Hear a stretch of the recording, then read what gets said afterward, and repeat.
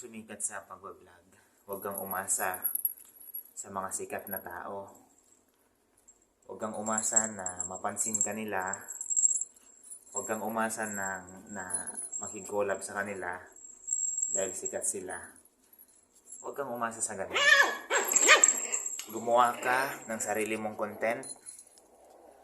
Tapos magpakilala ka sa mga follower mo. At magpa-subscribe ka sa 1,000 katao.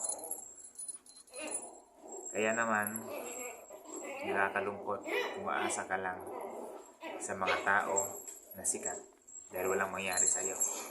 Dapat gumawa ka ng content na sarili mo. Yung content na magkakagusto yung mga tao. So, yan. Kung nagustuhan mo to, paki-subscribe sa ating YouTube channel na Boy Angas. So, karin.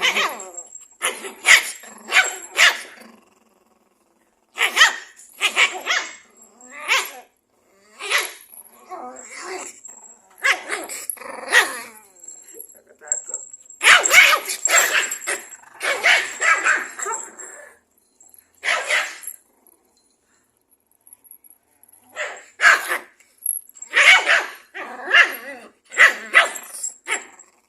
Bibinan, no. Nakatakot.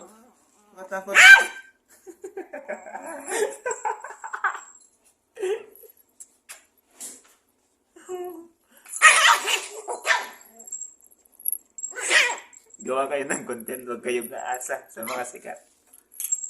Kasi walang kinabukasan sa mga sikat.